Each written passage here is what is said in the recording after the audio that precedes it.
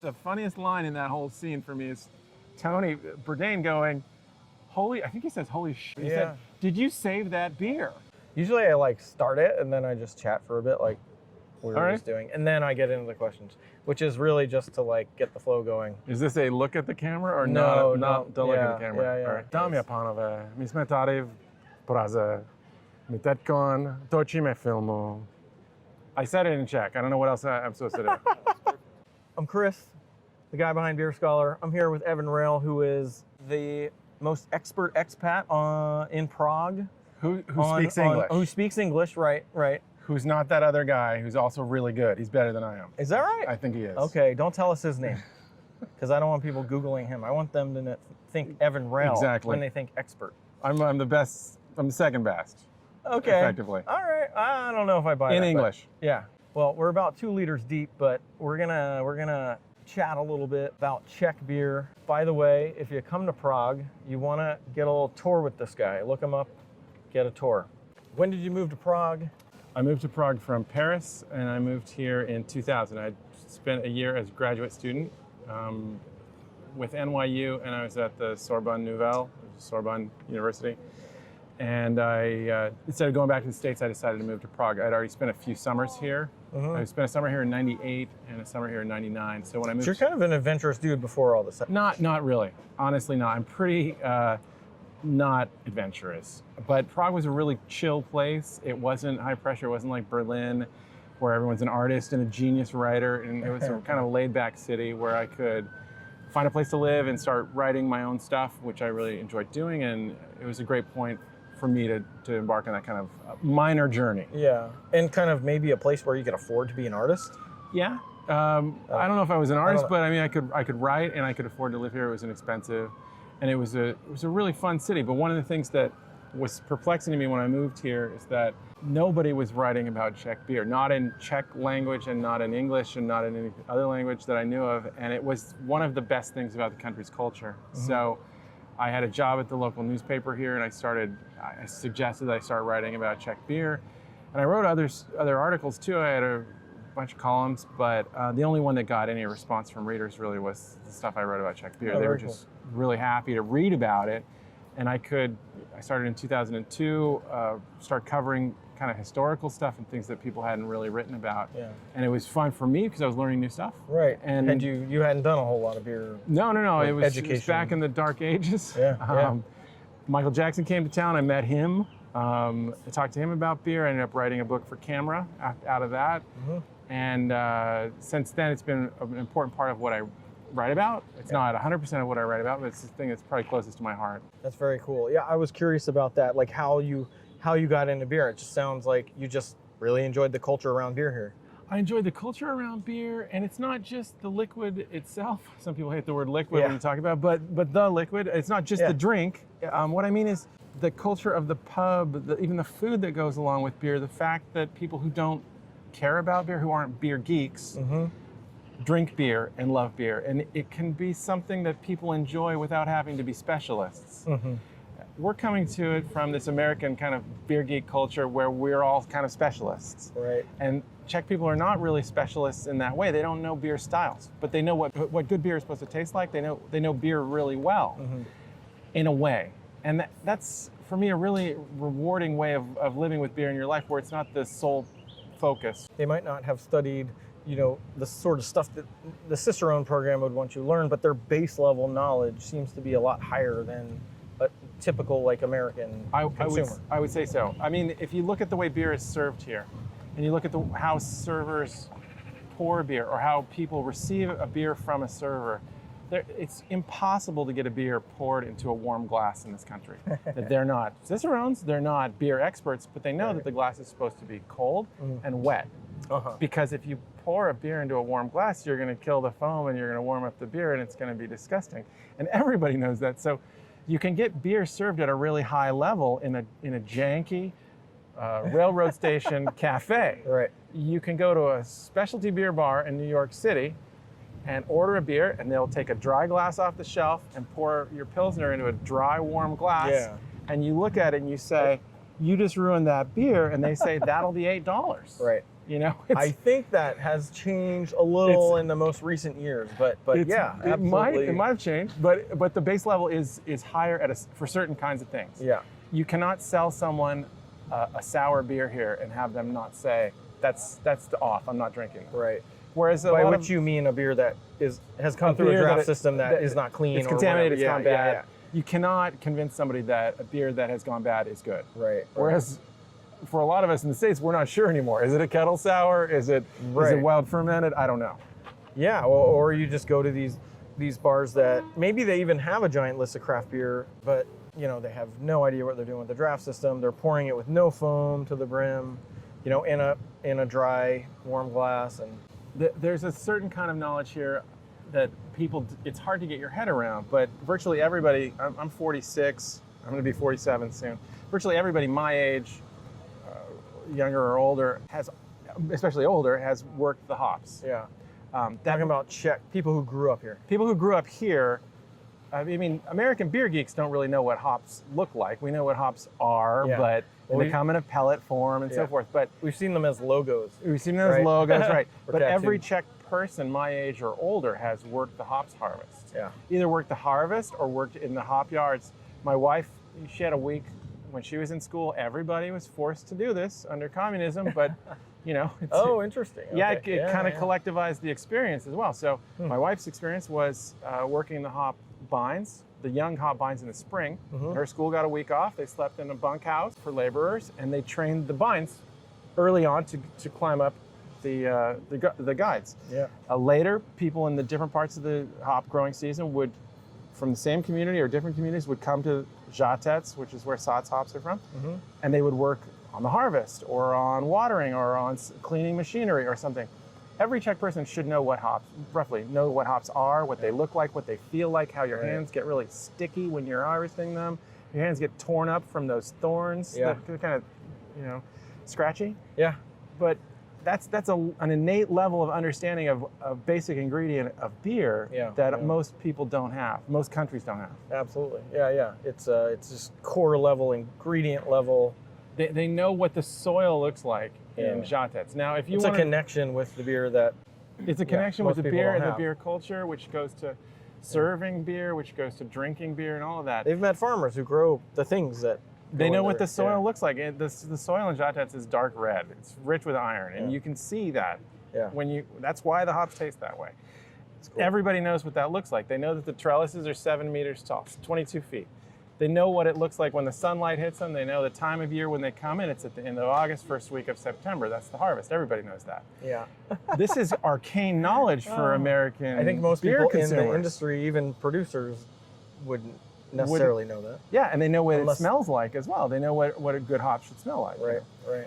There's that. There's the way the beer is served. And then there's just the whole idea of being a beer server. I keep telling people this story that, you know, if a guy is a beer server in New York City, it's something he does in between auditions for theater or dance or something. I want to say at Old Devil Moon, I have specifically decided we will never hire anyone like that. We only hire like lifers. You might have a Czech style beer bar then. Old Devil Moon might be a Czech style we don't give that much head on our beers, but no, you don't have to. It's a different culture. But here, it is a career that people have, and they are good at it. And so if a guy is a good tap man, Vychepny, we call it. Tap guy, tapster, I think is the... Vychepny. I think Pilsner Urquell uses the term tapster. It's almost like a trademark. Cool. Yeah. If a guy is a good tapster, he has a career. It's like being a policeman or a school teacher. Or what does your daddy do? Yeah. Oh, my daddy's an engineer. Oh, my daddy's a Vychepny. Oh, cool. Nice. And it's the kind of thing that it's done with respect. People who do it are good at it. They're sought after. They're respected. They have a good paying job and so forth. That is a different culture. Totally like a different world. You know, I mean, I live in San Francisco, and on the one hand, as a bartender at a top bar there, you make a bit more money than you would make living almost anywhere in the U.S. doing bartending work. But you still can't afford to live there anyway. Anyway, that's a whole different issue. But I do want to point out one thing. How do you say the word Saz, like hops? Oh, I say Satz. Satz. That's how I it's... think the Z at the end is pronounced like a TZ in Yeah. German, and I say Satz. Okay. In Czech, the word is žatec. Žatec. Žatec, it's more mellifluous. It's a Z with a hook on it that makes it from a Z to a Ž, and it's žatec. The town itself has been Czech and or German and or Jewish for a millennium, a little over a millennium. They've been selling hops from Žatec for over 1,000 years. So we have records of the hops going to the market in Hamburg and getting the highest price at the market in Hamburg, which is, if you take the river that flows through Prague here, all the way north. Yeah, which is actually right here. Right but here you under probably us. can't see it, yeah. This is the Vltava, known as the Moldau. In Germany, if you follow it up, it joins the Elbe or the Labe, and that goes all the way up to Hamburg. They were selling hops, Czech hops there 1,000 years ago. We know this, and they got the highest prices on the market. That's super interesting because hops were not, well, there was that division between ales and beers, right? The things that were more like gruits and then the beers that were hopped. So these beers have been, so Czechs claim that they have a lot of historical records. Some of them are just ridiculously old. And they claim that they are among the first people to have put hops in beer. And they know that's over 1,000 years of that. Yeah, that's why. They have a record of it. The brewery over on the other side of town is inarguably one of the oldest breweries in the world, right? It's from the year 993. And we know that it's from 993 because we found a papal bull from the 12th century where the Pope wrote a description of that brewery over there and said that they have been following this law since it was founded by Saint Wojciech or whatever it was. That's wild. And he died in 996, and that was founded in 993. We know this. So there's a lot of history here, and a lot of it's just these weird records that people have kept for centuries in monasteries and libraries and museums. That's super cool. You know, one of the reasons I'm here is I don't know a ton about Czech beer. Yeah. And I think most Americans don't. So I was super excited to come here and learn more about it, which is one of the reasons I wanted to link up with you, because I know you're sort of the second best expert in town. After that other guy. After whoever that is. I don't know. It might be third best. There are a lot of things that I think Americans, and I include myself, I'm an American. And I moved here not knowing a lot about Czech beer. Yeah. It's not such a big mystery. You can jump in and it's a beer culture. You'll be welcome at almost any bar. Yeah, there's no like gatekeeping snobbery. No, it's the opposite. So we do have that problem. We don't have, not many people are on beer rating sites here. It's more of just, if you look around, we're in a beer garden in the afternoon. None of these people are rating this beer. Yeah. It's an industrial lager that's made out of 100% Czech malt and with hopefully 100% Czech hops. Yeah. And it's lagered well. It's treated well. It's served in a plastic cup. Yeah. But we're at a park. So, we're at a beer garden, and the setting and the culture and the just sort of being here transcends this, the vessel and the beer. It's just a wonderful place to be. Yeah. All these people are enjoying their beers, but it's not the main point of focus. It's not about getting wrecked. It's not about getting wrecked. Or like ticking. It's not about ticking. Yeah. They're having a conversation, like we are. Yeah.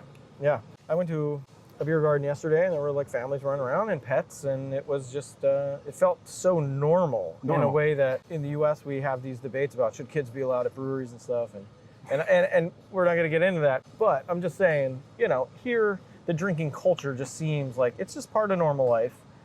Yeah, I think one thing that people miss about Czech beer culture is everyone knows that the Czechs consume the highest amounts of beer per capita. By a solid margin. Yeah, like twice as much as the Americans or the Belgians. Yeah. It's pretty close to twice as much. It's around 140, 138 liters per person. That includes every man, woman, and child. The U.S. is around 77. Hopefully not the children too much. Well, no, they really shouldn't be drinking, but that means I have to have two. Right.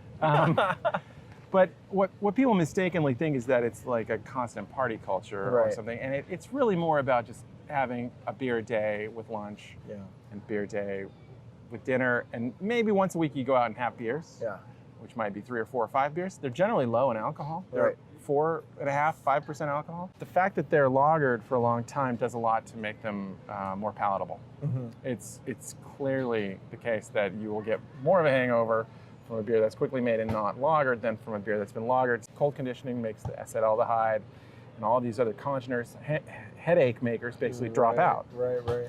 Even glutens drop out. Okay. My understanding is a lot of these more traditional Czech breweries lager for a significantly longer amount of time than. Yeah, about 30 days is pretty normal for a beer with 5% alcohol. Budvar, the brewery that's known as Czechvar in the United States, famously goes for around 90 days. That's their own special thing. They use a special yeast. They make a special kind of beer that has slightly different than most Czech styles. But particular. It's particular. It's worth just pointing out that, in the U.S., BJCP guidelines, this is one of the reasons we don't know so much about Czech Republic is we don't come here a lot. But also the information is like hard to get or wrong. The language is really weird too. So like according to sort of our general understanding of what a Pilsner is from Czech Republic and maybe the BJCP too, we're just like lumping together beers like Pilsner Urquell and Budvar, which the Czech consider to be totally different beers. Right. They're wildly different. Budvar famously has 22.5 IBUs, right? That is below the minimum level for a beer of its style as a Czech pale lager. As what you call a Bohemian Pilsner. Yeah. In this country, there's only one Pilsner. It's like champagne. Only Pilsner Urquell is a Pilsner here. Everybody else uses the term Pilsner style beer. Okay. Or what's the Czech word? Světlý ležák is what we say, pale lager. Světlý ležák. Světlý is pale. Ležák is lager, which refers to ideally an amount of original gravity, not the fact that it's bottom fermented or even lagered. Okay. Ležák, as it is with lager beer in Germany, is a tax term for just the amount of original Stammwurzel in German. Oh, okay. Yeah. But that every country has their their little quirks. Tax. It is also quirks. a lager, and it is lagered, but lager refers to beers of a certain amount of effectively alcoholic strength. It's measured before fermentation. Okay, gotcha. Regardless, Světlý ležák means pale lager, and that's the basic style of beer here. We also have a slightly weaker beer, which is lower in alcohol, and that's called pale tap beer, even if it's served in a can. That's like the 10 degree? 10 degree, or, well, effectively below. 10 down to 7, I think now, is the bottom for that. It's called Světlý vyčepní pivo. Easy to say. It rolls off the tongue, as it were. Světlý vyčepní pivo. Okay. But that just means pale draft beer. But that qualifies for beer that is in a can because it just means beer that should be served in a tap room. Okay. Kind of complicated. Yeah. The main point is that most of our beers, almost all of our beers, 99.5% something, are pale lagers. Or maybe it's 98% are pale lagers. About 2%, I'm guessing, are dark lagers.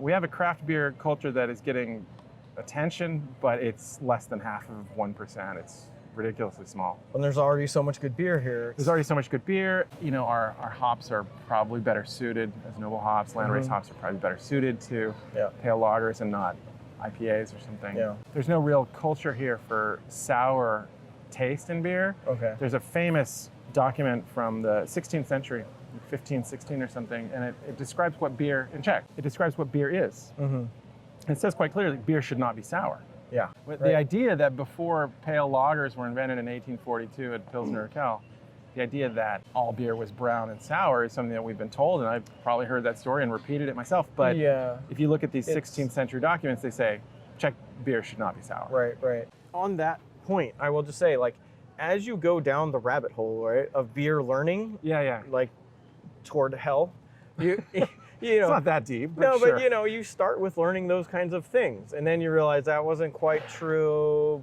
but there's an element to it, and then and actually it's also part of just all the research that's going on right now because craft beer, I think, in the U.S. has become such a big deal. Everyone's like doing more research, and this is the greatest time to be a beer drinker. Easily. But it's also, in terms of beer knowledge, we have more access to more information, and there's stuff that is being discovered daily. Exactly. In terms of where did this yeast come from? Well, it turns out that lager yeast has 2 different types that we know about, and one has a completely different genetic 2 different hybrids. Yeah. Right. There's the Satz version, and I only got into beer 10 years ago, and you're 20 years ago. So I'm at 17 years, I think. 17. I mean, you've seen the change. Like, like if we homebrewing, presumably especially. you keep up on it too. It's like if I wasn't reading all the time, I'd be like still repeating all this old BS. Yeah, there's a lot that we've seen in the homebrewing community that is stuff that we were taught about autolysis that maybe we don't need to be so concerned with as homebrewers anymore because it takes longer than we thought it did. Hot side aeration was one where it was like, you can't do that. And like, actually it doesn't. Yeah. Less important. Less important than we thought, and so forth. There's a lot of stuff in terms of beer history that we're just adding to that knowledge on a daily, weekly basis. Right. And there are people like Lars Marius in Garshol, Garshol in Norway.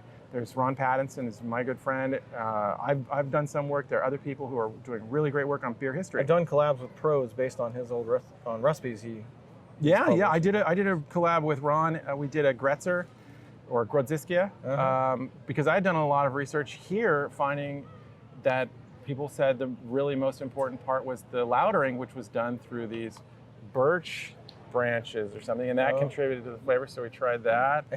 The yeast for Grodziskia Gretzer is special. Okay. It has a phenolic background that's a lot like a Saison yeast. Okay.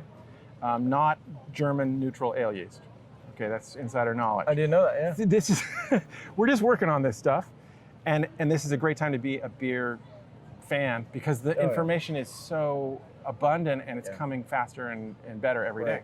Yeah, you just got to be open-minded. Like the stories you heard about, IPA going to India.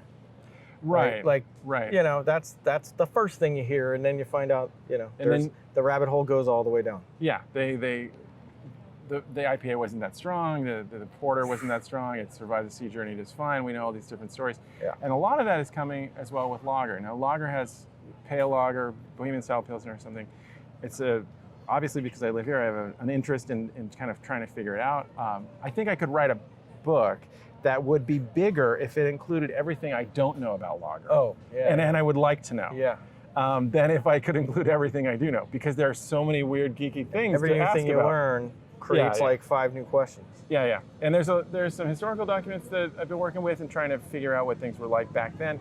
They're really good arguments that Czech historians have made that lager is not 1842 era. We've been doing it here. We know since the 16th or 15th centuries. We can prove it. My impression. Pre-lager, effectively. Okay. Well, bottom fermented beers before Pilsner Urquell in Bohemia.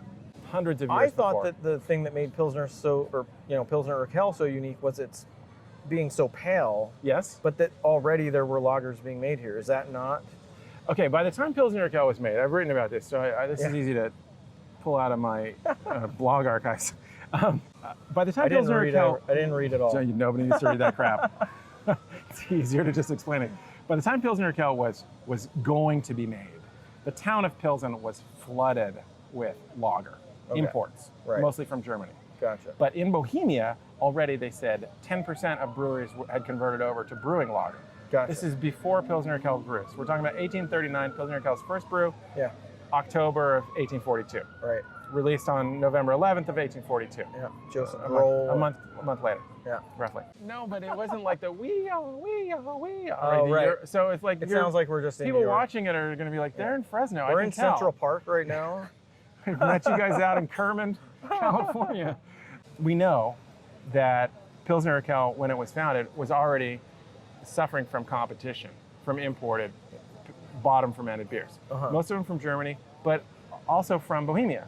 Bohemian breweries had already converted over to bottom fermentation in 1839 when the guys who founded Pilsner Urquell wrote a letter explaining why they were going to found the brewery. Okay. So we know that there were already bottom fermented beers here. There's a good argument to be made. There are some historians in Germany who have pointed out that there are newspaper records reviewing effectively bottom fermented beer in the 1820s in Germany that describe the beer as golden.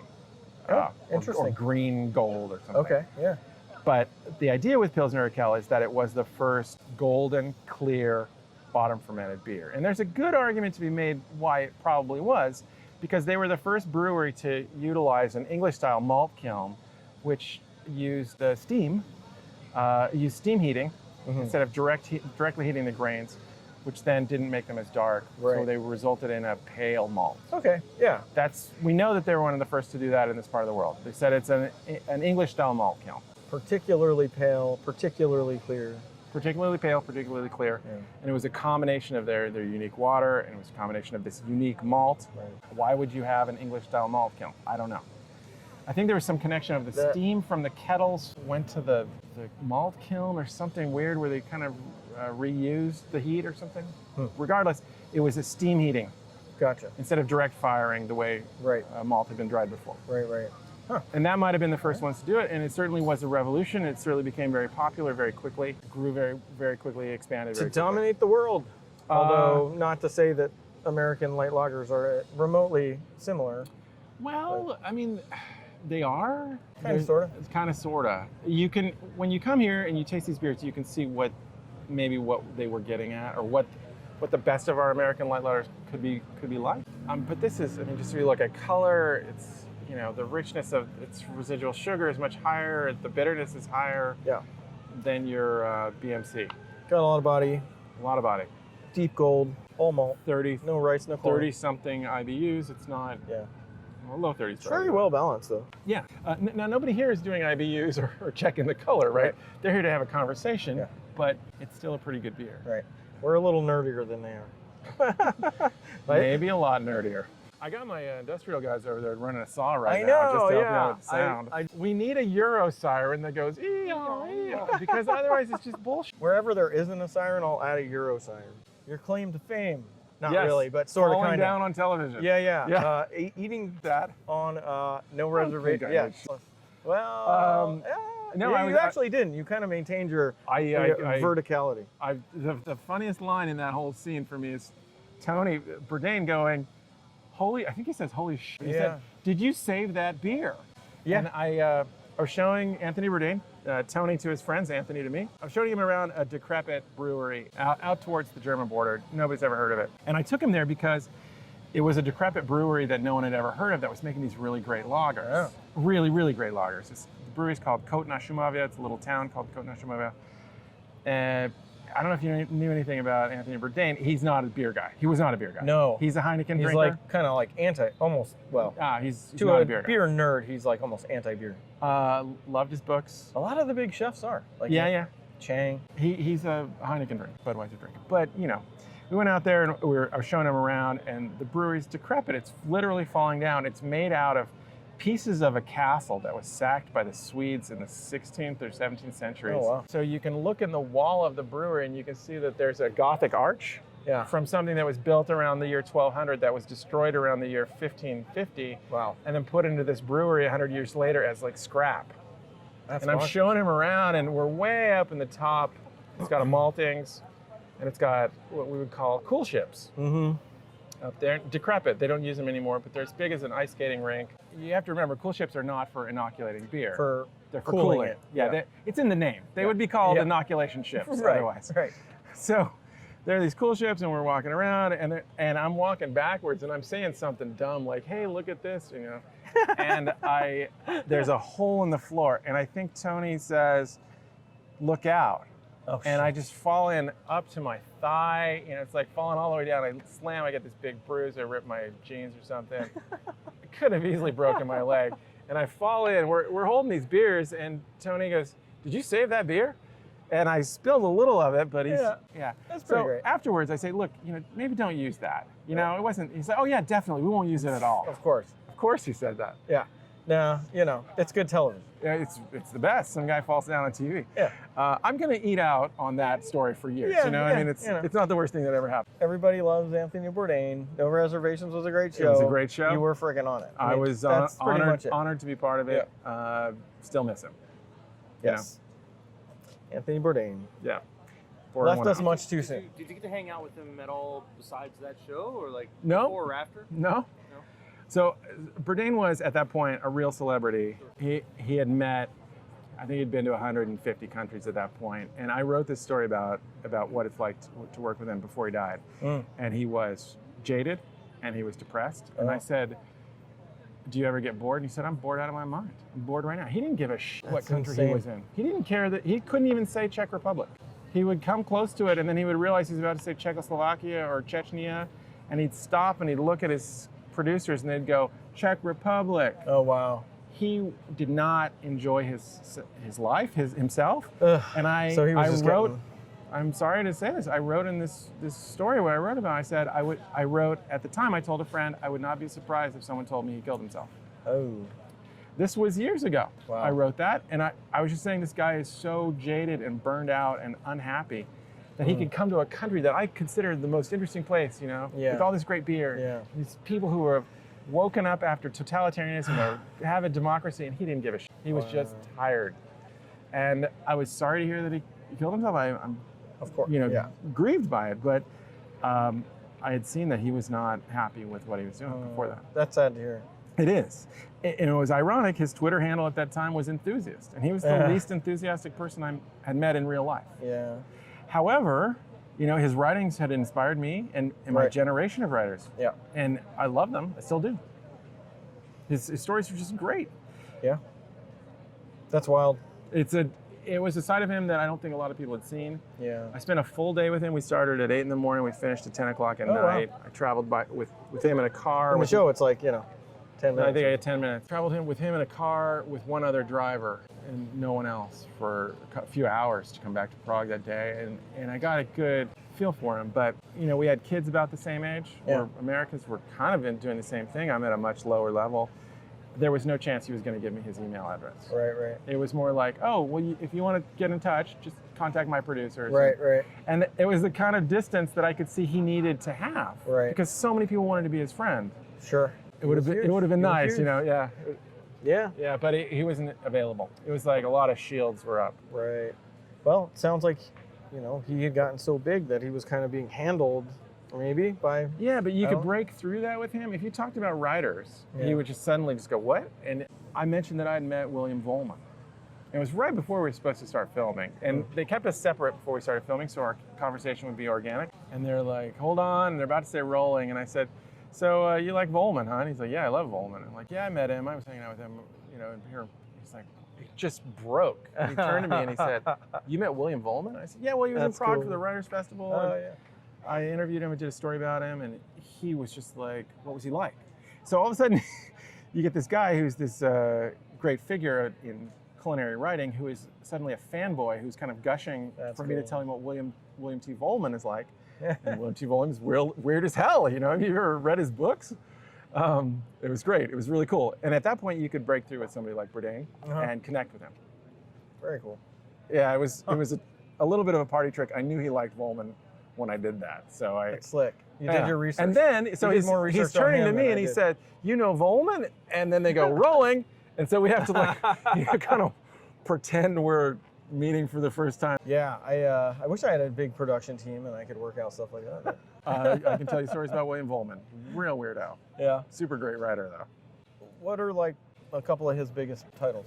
The first big one was Horse for Gloria. Horse for Gloria. Yeah, but he's very well known as a foreign correspondent. He wrote for Rolling Stone magazine. He was running with the Taliban before we knew who the Taliban were. Wow. Before 9/11. He was out in Afghanistan writing these 20,000 word reportage stories. That's wild. He's written a bunch of other stories, fiction mostly. Yeah. But he's known as a reporter and a fiction writer. Okay, very cool. Horse for Gloria, start there. It gets weirder. Horse for Gloria. I have heard of that, but I didn't know. He's a San Francisco Tenderloin writer. No shit. Runs with skinheads in Sacramento, but not like as friends, just as sort of anthropologically. Interesting. He's a great writer, kind of a real weirdo. Sounds like a thrill seeker. Yeah. Yeah. Look him up. And Bourdain it's right up Bourdain's alley. One other story about Bourdain, I have to tell you though. My cousin, sort of distant cousin, Tony Stamolis, is a photographer in Fresno, where I grew up.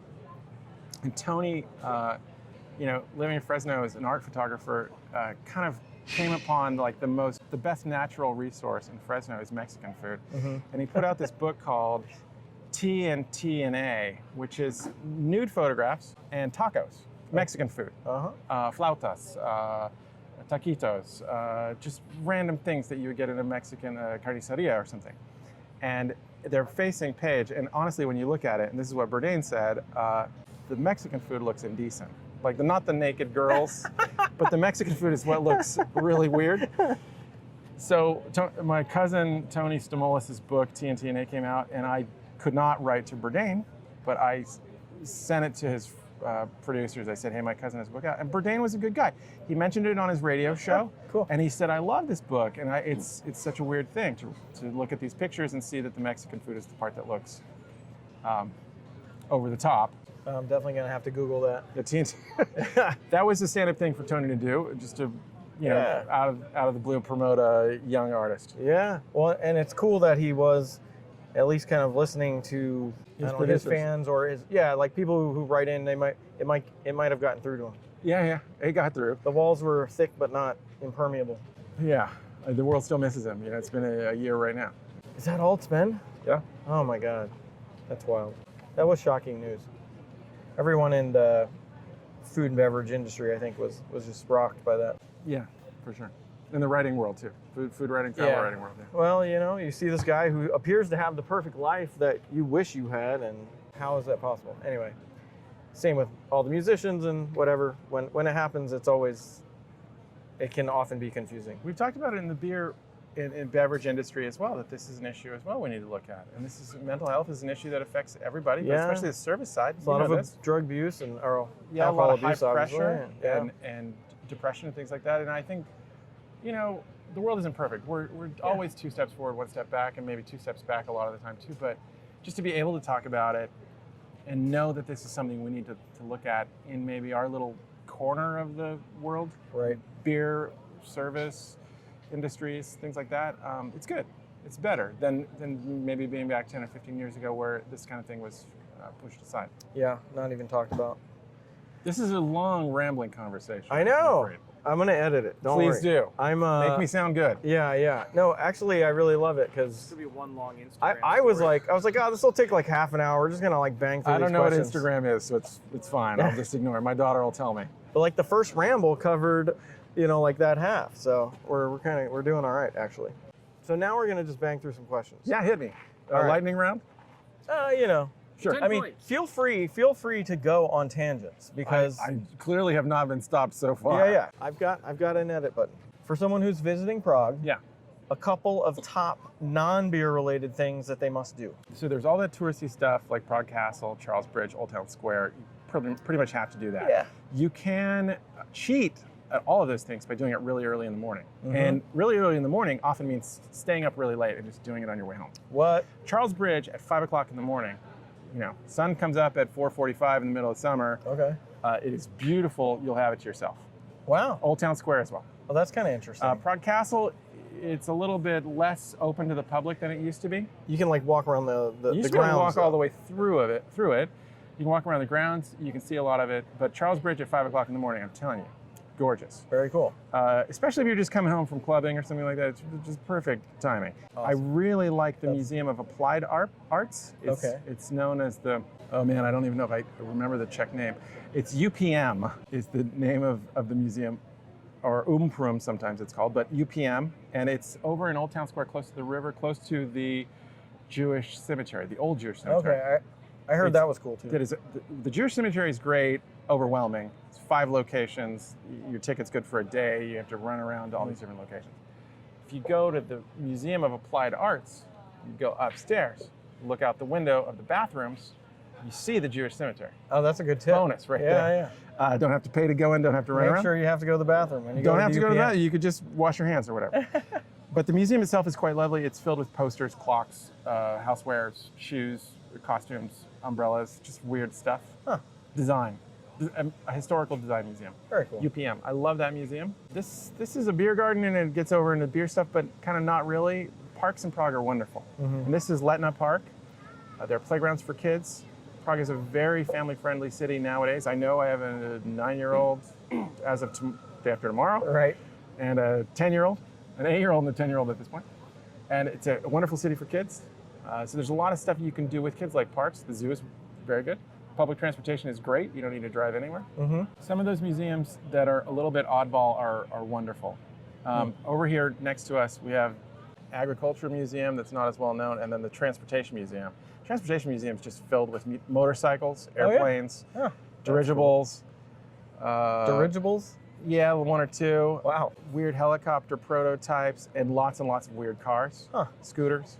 And it's a quick walk through. It's close to this Letna Park area, and you don't get to do a lot of hands-on stuff. You can climb up into the locomotives, but those are worth seeing just for geeking out on something that you wouldn't normally see.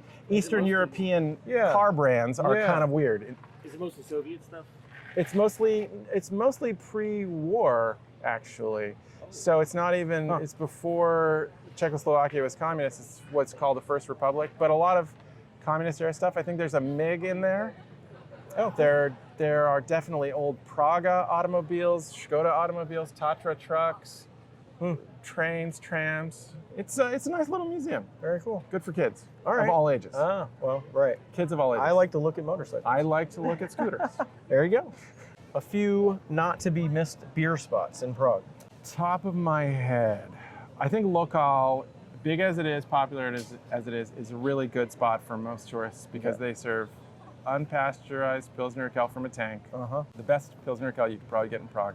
Really good Czech food. So I like Lokal. It's Lokal with a long A. And there's a couple of different ones in town too. 5 or 6 5. at this point. It's a small chain. Food's cooked from scratch. It's really good sausages. They even have some vegetarian stuff, fried cheese, which Anthony Bourdain was in love with because it's so gross. Delicious. I mean, I love it. Lokal is good. Zli Chassis is still probably our best beer bar. 48 taps, 3 different levels. Zli Chassis. Hard times or evil times, bad times. It's named after an E.L. Doctorow novel, Welcome to Hard Times, or the Czech translation thereof. It's in Prague to Nusle, about a mile and a half that way. Pivovarsky Klub, I would definitely recommend. I once said I'm a local here, and they said no, mascot. So I guess I'm the mascot at Pivovarsky Klub. It's got 6 beers on draft. It's got one of my favorite beers. In fact, I'll try to take you guys there next or soon because I like the Benedict beer there. I think it's a really special beer. It's a pale lager, but it's got a lot of character. Very cool. Talk about in not super great detail, like the way you order beer, you know? Right. We've got the 3 colors and the 3 strengths. Yeah? What do they mean? Oh, boy. So, yeah, Svetlé, Polotmave, which I don't think I've even seen. Right, we haven't seen right. a Polotmave yet. They're And not that rare. No. They're seasonal, though, sort of. Polotmave just means half dark. Polo is half, Tmave is dark. The 3 main colors of beer are Svetli or Svetlé, that's pale, Tmavi or Tmave, depending on the type of word that's going to come after that, means dark, and Polotmave, which means half dark, amber, effectively. All of these are going to be almost always lagers, bottom fermented, traditional Czech beers. Bitterness level goes way down the darker it gets. Okay. Right, Yeah. so pale lagers are the most bitter in general, and the dark lagers are the least bitter. The dark lagers started to fork as a style. Czech dark lager is kind of becoming 2 different styles. You have a lot of traditional ones that are around 20 IBUs, and you have a new school version that's around 30 IBUs for a 5%. And that's the main difference? That's the main difference. Okay. Bitterness. There's also a little bit of, that's hop bitterness. There's a little bit of more roasted malt character Yeah. in the more bitter ones. But those beers, dark lagers, are basically our most food-friendly beers, I think. They're not as common. They're kind of the real secret of Czech brewing because most people don't understand how they're made. Frequently, the color malt is added at the sparge stage. Oh, interesting. Oh, so it's like debitter, you know, it doesn't add a ton of bitterness. No. Yeah. And they use 4 kinds of malt, generally speaking, whereas pale lagers generally 1 or just 2 kinds of malt. Dark lagers use 4 kinds of malt, but the real dark coloring is going to come often only at the sparge stage just to color. Yeah. So you don't get that bitterness. That's Sure. the old style of brewing it. That's Interesting. the older way of doing it. They're not as well known in terms of how they're made, and they're not, you know, they're a smaller percentage of what's produced here and a much smaller percentage of what's exported. So the Svetli Lezak, if nailed I'm it. saying it right, You came very close. That's like the 9 out of 10. That's the main jam. That's the, Svetli Lezak or Svetlé Pivo. Svetlé Pivo is just beer, and Svetlé Pivo would encompass all of the pale beers, and Svetli Lezak only encompasses those beers of the Lezak category, which is 10 to 12 balling Play-Doh or bricks, depending on which particular scale you think you're using. Right. So the Leke Lezak and Special. Yes. Yeah? Lehké Pivo is actually new, light beer. Okay. We even have a new category called Stolní Pivo, which is table beer, which I've never even seen. Yeah. But illegally, that exists. You got to realize the oldest laws in Europe are laws about alcohol. Right. The old, which largely had to do with taxation. That's it. You know. That's it. So the old Swiss Confederacy and whatever, the oldest laws that are on the books still in Europe are about taxation and alcohol. Right. And Czech beer categories are set up as categories just for taxation purposes. Okay.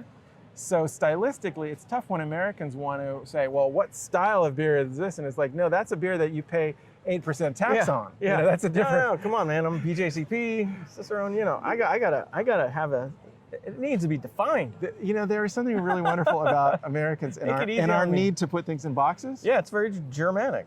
Well, except that German brewers don't They don't really do do that that. either? No, Oh, they're man. more like We're in a class of our own.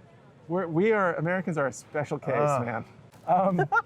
We're just so geeky. European brewers are they're not generally terribly interested in styles. Yeah.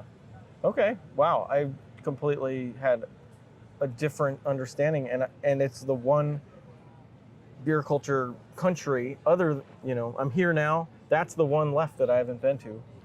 Traveled around Belgium, England. Yeah. I feel like I have a grasp on the general culture and the attitudes, but maybe So Americans are laid back, and I'm from California. You know, we're Californians. Yeah. We're talking here. We're laid back in quotes, but Europeans are really laid back about styles, and they don't put things in boxes the way we do with BJCP and other guidelines. Right. They just brew the beer that often. Well, to be fair, I think only the nerdiest people in the United States also, I think, do that, right? And breweries use it to communicate with consumers, but in the meantime, they're actually doing whatever they want, that they think will sell. Right. So I also think that the United States, their culture of caring about beer is so new that everyone's like digging deep and they're so excited about it. Maybe that's it. I don't know. Yeah, it's weird here because there are things that as an American you think we're taking this seriously. Yeah. And then you realize that Czech brewers, they brew 20 million hectoliters a year for a country of 10 million people. You know, they're 20 million barrels a year for a country of 10 million people. It's a lot. Yeah. And at some points they don't really care. Right. Well, and I'm This not one's saying a they little don't take more, it seriously. I'm just saying we are in a place where we are geeking out hard, and it's only really been happening in the U.S. at that super geek level for a couple decades. As a guy who is an American who lives in Europe and who has been trying to understand beer culture here for literally 20 years. Yeah. One of the things that we don't get is that they are way more relaxed about things like guidelines, style guidelines, alcohol levels, IBUs, things like that. They just kind of don't really care as much as we do. Yeah. And we do that because we're into it and it's new, but it's not new for them. Tell me what the future holds for Evan Rail. What are you working on? You working on any books, new articles? No, I'm regularly writing for Good Beer Hunting. I write for anybody who will let me write for them, and I feel very fortunate to. I write for All About Beer, or used to. I write for Beer Advocate, or used to. Right. I normally contribute to the New York Times a few times a year. I've got a couple stories coming out, not on beer coming up in the Times. I'll have more stories coming out in Good Beer Hunting, and happy to write for anyone who will let me. Cool. I think there are a lot of stories. Yeah, that goes for you. I think there are a lot of stories 30 of you? about a European beer that are interesting for American consumers. It's where our beer culture came from. Right. And yet we're feeding back into it, and we're creating this feedback loop, and Europeans they're really interested in American craft beer. Mm-hmm. They don't always understand it. Half the time I'm translating for Europeans to say, no, listen, I'm from California. This is what a West Coast IPA is supposed to taste like. Right. Oh my God, I'll never forget. I saw this guy who put a New England IPA out, and he put an English flag, a British flag on it, because he thought it was a new England IPA, from the UK, and people had to say, no, that's a completely different concept. That's amazing. New England is a place in America, you had to explain it to him. So part of the time I'm translating for Europeans to understand American beer culture, and a lot of times, maybe more of the time, I'm translating for Americans to understand European beer culture. I was in Germany last month. I'm going back next month. I've been to Belgium 10 times. I go to Italy every year for beer, and I'm very much interested in what's going on around Europe, not just the Czech Republic. And I'm happy to help Americans understand it and just tell stories about it. Yeah. So what this guy's writing about is always super interesting. So, follow him on Twitter, Gram. That's where read his articles. That's where I do my stuff. Yeah. Evan Rail, a real pleasure. Thank you, man. Yeah, thanks for having me. Yeah, thanks for showing us around. Yep. And answering questions. Glad to. Yeah. If you come to Prague, look this guy up. Pay for the tour. Cheers.